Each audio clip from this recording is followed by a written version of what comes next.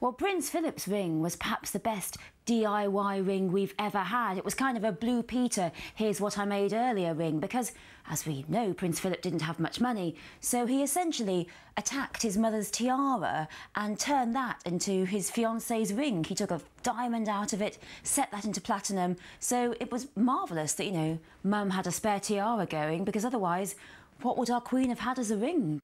One of the sweetest engagement rings is perhaps for one of the most faithless husbands. That was the future Edward VII, then the Prince of Wales. When he married his wife, Princess Alexandra of Denmark, he gave her a special betrothal ring that had his name spelt out in jewels. It was a beryl, an emerald, a ruby, a topaz, a jasmine and an emerald. So it spelt out Bertie. So he had his name in jewels on her hand. It's just a shame that, you know, he'd been thinking more about actresses throughout their wedding.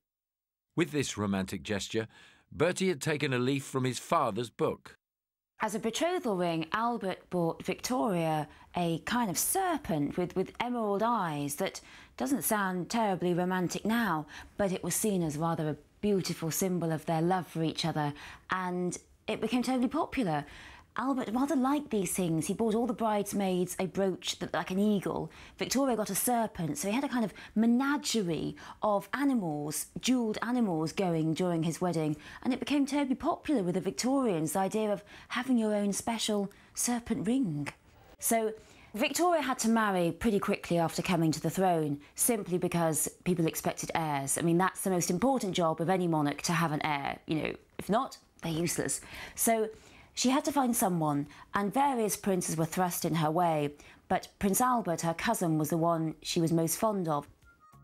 But where tradition dictates that he pops the question, Victoria couldn't wait for her fella to propose. She was the queen. No one could offer marriage to her. But she loved Albert so much he just had to do it. So she called him to her and she said it would make her most happy if he could become her husband. And of course, Albert was delighted.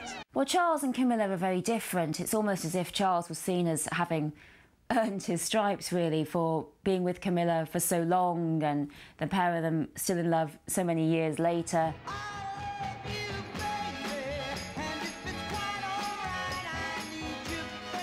And that shows particularly how much society has changed. The idea that the royal should marry a perfect virgin who's never been touched from an aristocratic family, that's caused too many problems. It's caused disasters and much heartbreak and unhappiness. And, you know, he finds someone who's willing to do the job of being married into the royal family, which many girls would run a mile from.